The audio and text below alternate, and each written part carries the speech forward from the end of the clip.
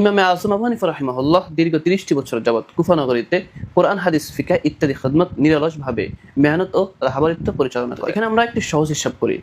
ইমামে আযম আবু হানিফা রাহিমাহুল্লাহ এর শিক্ষক হাম্মাদ বিন সুলাইমান রাহিমাহুল্লাহ, হযরত হাম্মাদ বিন সুলাইমান রাহিমাহুল্লাহ এর শিক্ষক হযরত ইব্রাহিম নাখাই রাহিমাহুল্লাহ, হযরত ইব্রাহিম নাখাই রাহিমাহুল্লাহ এর শিক্ষক হযরত বিখ্যাত তাবী হযরত আলকামা রাহিমাহুল্লাহ, হযরত আলকামা রাহিমাহুল্লাহ এর শিক্ষক হলেন বিখ্যাত সাহাবী হযরত আব্দুল্লাহ ইবনে মাসউদ রাদিয়াল্লাহু তাআলা আনহু, হযরত আব্দুল্লাহ ইবনে মাসউদ রাদিয়াল্লাহু তাআলা আনহু এর শিক্ষক হলেন প্রিয় নবী সাল্লাল্লাহু আলাইহি ওয়াসাল্লাম।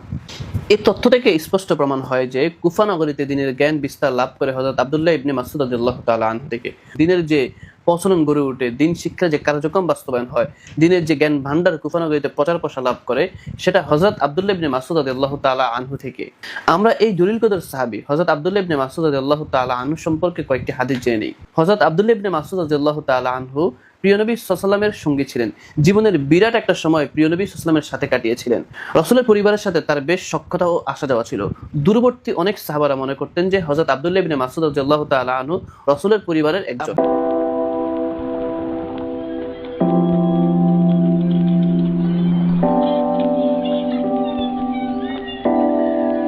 বিসমিল্লাহির রহমানির রহিম। হানাফি মাযহাবের যাত্রা কিভাবে, কখন, কোথায় এবং কার মাধ্যমে শুরু হয়েছে, আমরা আজকে সেই বিষয়ে আপনাদেরকে স্পষ্ট ধারণা দিব। আমরা খুব সংক্ষিপ্ত আকারে এই 4টি প্রশ্নের জবাব দেব ইনশাআল্লাহ। প্রথমে হানাফি মাযহাবের যাত্রা কিভাবে শুরু হয়েছে, কখন হানাফি মাযহাবের যাত্রা শুরু হয়েছে এবং কোথায় হানাফি মাযহাবের যাত্রা শুরু হয়েছে এবং কার কার মাধ্যমে হানাফি মাযহাবের যাত্রা শুরু হয়েছে। 4টি প্রশ্ন, চলুন শুরু করি।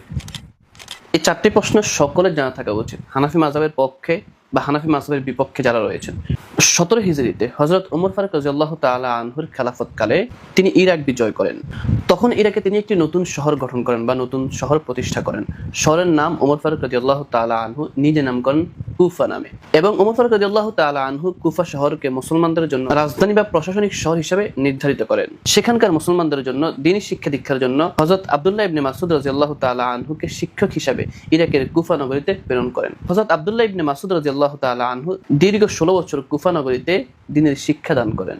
32 হিজরিতে তিনি মৃত্যুবরণ করলে দ্বীনের শিক্ষা দীক্ষার দায়ভার চলে আসে ইবনে মাসউদ রাদিয়াল্লাহু তাআলা আনহুর শ্রেষ্ঠতম ছাত্র বিখ্যাত তাবী হযরত আলকামা রাদিয়াল্লাহু তাআলা আনহুর কাছে।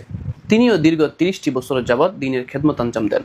62 হিজরিতে হযরত আলকামা রাদিয়াল্লাহু তাআলা আনহু যখন মৃত্যুবরণ করেন, তখন কুফা নগরীর দ্বীনের দায়িত্ব চলে আসে, দ্বীনি খেদমতের দায়িত্ব চলে আসে তারই শ্রেষ্ঠ ছাত্র হযরত ইব্রাহিম নাখাই রাহিমাহুল্লাহ এর কাঁধে। তিনিও দীর্ঘ দিন যাবৎ কুফায় দ্বীনের খেদমত আঞ্জাম দেন। 96 হিজরিতে হযরত ইব্রাহিম নাখাই রাহিমাহুল্লাহ মৃত্যুবরণ করলে কুফার দ্বীনি খেদমতের দায়িত্ব চলে আসে ওনারই শ্রেষ্ঠ ছাত্র হযরত হাম্মাদ বিন সুলাইমান রাহিমাহুল্লাহ এর উপর। হযরত হাম্মাদ বিন সুলাইমান রাহিমাহুল্লাহ দীর্ঘ 24টি বছর যাবৎ কুফা নগরীর দায়িত্ব পালন করে থাকেন এবং কুফা নগরীতে দ্বীনের খেদমত আঞ্জাম দিয়ে থাকেন। 120 হিজরিতে হযরত হাম্মাদ বিন সুলাইমান রাহিমাহুল্লাহ যখন মৃত্যুবরণ করেন, তখন সমগ্র কুফা নগরীর দ্বীনি খেদমতের দায়িত্ব চলে আসে, ফিকহি খেদমত ও রাহবারিত্ব চলে আসে হযরত ইমামে আযম আবু হানিফা রাহিমাহুল্লাহ এর উপর। ইমামে আযম আবু হানিফা রাহিমাহুল্লাহ দীর্ঘ 30টি বছর যাবৎ কুফা নগরীতে কোরআন, হাদিস, ফিকহ ইত্যাদি খেদমত নিরলসভাবে মেহনত ও রাহবারিত্ব পরিচালনা করে। এখানে আমরা একটি সহজ হিসাব করি।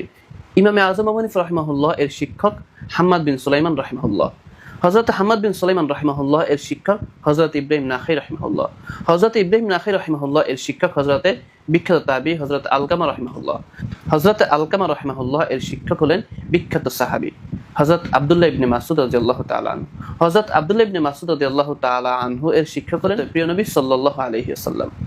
এই তথ্য থেকে স্পষ্ট প্রমাণ হয় যে কুফা নগরীতে দ্বীনের জ্ঞান বিস্তার লাভ করে হযরত আব্দুল্লাহ ইবনে মাসউদ রাদিয়াল্লাহু তাআলা আনহু থেকে দ্বীনের যে প্রচলন গড়ে ওঠে, দিন শিক্ষার যে কার্যক্রম বাস্তবায়ন হয়, দিনের যে জ্ঞান ভান্ডার কুফা নগরীতে প্রচার প্রসার লাভ করে, সেটা হযরত আব্দুল্লাহ ইবনে মাসউদ রাদিয়াল্লাহু তাআলা আনহু থেকে। আমরা এই দলিল কদর সাহাবী হযরত আব্দুল্লাহ ইবনে মাসউদ রাদিয়াল্লাহু তাআলা আনহু সম্পর্কে কয়েকটি হাদিস জেনে নেই। হযরত আব্দুল্লাহ ইবনে মাসউদ রাদিয়াল্লাহু তাআলা আনহু প্রিয় নবী সাল্লাল্লাহু আলাইহি ওয়াসাল্লামের সঙ্গী ছিলেন। জীবনের বিরাট একটা সময় প্রিয় নবী সাল্লাল্লাহু আলাইহি ওয়াসাল্লামের সাথে কাটিয়েছিলেন। রাসূলের পরিবারের সাথে তার বেশ সখ্যতা ও আসা যাওয়া ছিল।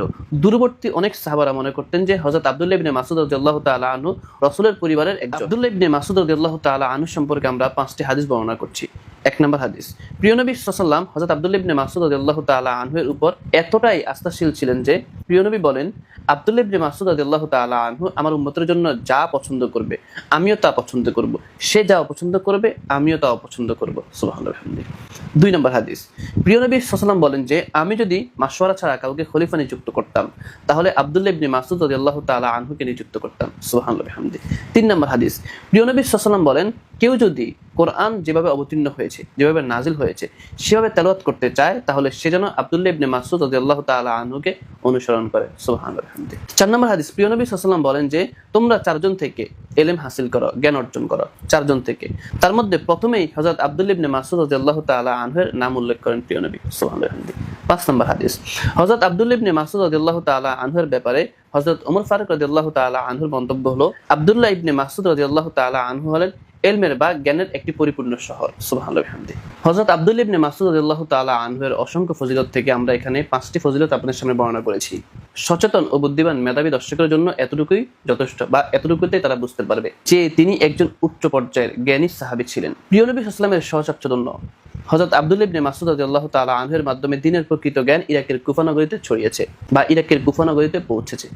এক এক করে সেই দিনে জ্ঞানের গুরু দায়িত্ব 120 হিজরিতে ইমামে আযম আবু হানিফা রাহিমাহুল্লাহ এর কাঁধে চলে আসে। ইমামে আযম আবু হানিফা রাহিমাহুল্লাহ হাদিসের খেদমতের পাশাপাশি ফিকহে জ্ঞানের পিছনে মনোনিবেশ করেন। এক পর্যায়ে কুফা নগরীর আনাচে কানাচে তার ফিকহি পণ্ডিতের সুনাম ছড়িয়ে পড়েছে। তার ফিকহি জ্ঞানের সুনাম যখন ছড়িয়ে পড়ে তখন দূর দূরান্ত থেকে অসংখ্য ছাত্র তার কাছে আসতে থাকে তার ফিকহি জ্ঞান বা তার কাছ থেকে কোরআন হাদিস এবং ফিকহ শেখার জন্য। এক পর্যায়ে ফিকহি সংকলন জরুরি হয়ে পড়ে এবং সুচিন্তা চলে আসে যে কি করে ফিকহি সংকলন করা যায়, এবং ছাত্রদের মধ্যে ইমামে আযম আবু হানিফা রাহিমাহুল্লাহ এর ফিকহ জ্ঞান আহরণের মাত্রা বেড়ে যায়। তখন ইমামে আযম আবু হানিফা রাহিমাহুল্লাহ কুফা নগরীর প্রসিদ্ধ 40 জন মুস্তাহিদ আলেমকে নিয়ে, মুস্তাহিদ ফকিহকে নিয়ে একটি ফতুয়া বোর্ড গঠন করেন। বোর্ডের গুলো দায়িত্বে ইমামে আযম আবু হানিফা রাহিমাহুল্লাহ ছিলেন। প্রতিটি নতুন মাসালা ফতুয়া বোর্ডে উঠানো হতো। সেখানে 40 জন মুস্তাহিদ ফকিহ ইলমি মুনাকাশা করতেন, সবাই দলিল আদিল্লা খুঁজে বেড়াতেন বা সে বিষয়ে গবেষণা করতেন। সর্বশেষ সকলের আলোচনা শেষে ইমামে আযম আবু হানিফা রাহিমাহুল্লাহ সে বিষয়ে সুচিন্তিত সিদ্ধান্ত দিতেন, আর সেখান থেকে হানাফি মাযহাবের যাত্রা শুরু হয়। দর্শক, আশা করি বুঝতে পেরেছেন আমরা 4টি প্রশ্ন শুরু করেছি। নাম্বার 1 প্রশ্ন হলো হানাফি মাযহাবের যাত্রা কিভাবে শুরু হয়, কখন শুরু হয়েছে? 120 হিজরিতে। কখন হানাফি মাযহাবের যাত্রা শুরু হয়েছে? প্রিয় নবী সাল্লাল্লাহু আলাইহি ওয়াসাল্লামের যুগ থেকেই। এবং কোথায় থেকে শুরু হয়েছে? কুফা নগরীতে। এবং কার মাধ্যমে শুরু হয়েছে? প্রিয় নবী সাল্লাল্লাহু আলাইহি ওয়াসাল্লামের সাহাবী হযরত আব্দুল্লাহ ইবনে মাসউদ রাদিয়াল্লাহু তাআলা আনহুর মাধ্যমে। আশা করি বুঝতে পেরেছেন। আল্লাহ তাআলা সকলকে সহিহ বুঝ দান করুন। আমিন।